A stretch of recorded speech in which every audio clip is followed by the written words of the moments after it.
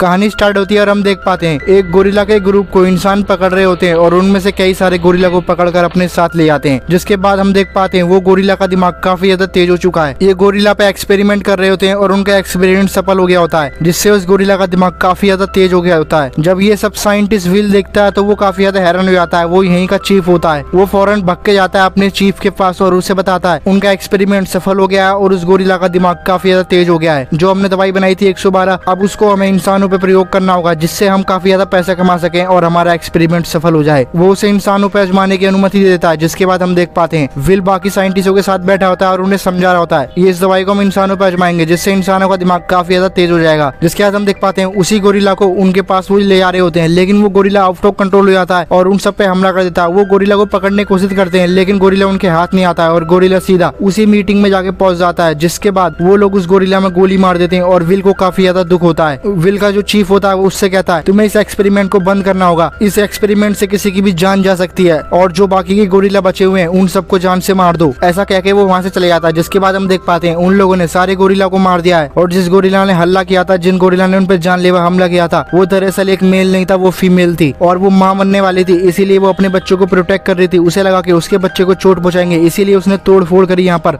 ये लोग उस गोरिल्ला को तो नहीं बचा पाए लेकिन उसके बच्चे को बचा लिया। इसीलिए वो साइंटिस्ट कहता है मैं इसे अपने साथ जरूर ले जाता लेकिन मेरी मजबूरी है, मेरा जीजा यही सिक्योरिटी में काम करता है, वो मुझे 1 मिनट में पकड़ा देगा, इसीलिए तुम इस गोरिल्ला के बच्चे को अपने साथ ले जाओ। लेकिन विल ऐसा करने से मना कर देता है, जिससे वो बिल को बताता है अगर तुम इसको नहीं ले गए तो इसे हमें मारना पड़ेगा मजबूरी में। जिससे विल उस गोरिल्ला के बच्चे को अपने साथ ले आता है और वो गोरिल्ला का बच्चा काफी ज्यादा क्यूट होता है। जब विल अपने डैड के पास पहुंचता था उसके डैड को एक बीमारी थी जिससे वो कुछ भी चीज हाल ही में भूल जाते थे, उन्हें कुछ भी याद नहीं रहता था, उनकी याददाश्त बहुत ज्यादा कमजोर थी। जिसके बाद हम देख पाते हैं विल उस गोरिल्ला के बच्चे का काफी अच्छे से ख्याल रख रहा था और उस गोरिल्ला के बच्चे का दिमाग काफी ज्यादा तेज था। वो बिल्कुल इंसानों के बच्चों की तरह अपना दूध पी रहा था। विल उसका नाम सीजर रखता है और कहानी आगे बढ़ती है और हम देख पाते हैं सीजर काफी ज्यादा बड़ा हो जाता है और उसका दिमाग इंसानों से भी ज्यादा तेज काम कर रहा था। और हमें पता चलता है कि जो दवाई इसकी माँ को दी गई थी उस दवाई का असर इसके बच्चे में भी आ चुका है, जिससे सीजर का दिमाग उसकी माँ से भी ज्यादा तेज काम कर रहा था और उस दवाई ने सीजर पे बहुत ज्यादा असर किया होता है। सीजर 18 महीने की उम्र में ही वो सब करने लगा था जो कि 4 साल के बच्चे भी नहीं कर पाते हैं इंसान के। सीजर का दिमाग काफी ज्यादा तेज हो चुका था। वहीं विल के डैड की बीमारी बहुत ज्यादा बढ़ रही थी, वो बहुत छोटी छोटी चीजें भूल जाते थे, उन्हें कुछ भी याद नहीं रहता है, उनकी याददाश्त काफी ज्यादा कमजोर है। जिसके बाद हम देख पाते हैं विल अपने ऑफिस जाता है और ऑफिस में से वही दवाई चुरा लेता है जो कि उसने सीजर की माँ को दी थी, जिससे सीजर का दिमाग इतना ज्यादा तेज हो गया था। जिसके बाद हम देख पाते हैं वो उसी दवाई को अपने घर पे ले आता है और वो उस दवाई को अपने डैड के अंदर इंजेक्ट कर देता है और वहीं पर ये सब सीजर देख रहा था, लेकिन विल उसे शांत रहने को कहता है। जिसके बाद हम देख पाते हैं विल वहीं सो जाता है। जब विल की सुबह आंख खुलती है तो वो देखता है उसके डैड पियानो बजा रहे होते हैं। Rise of the planet apps.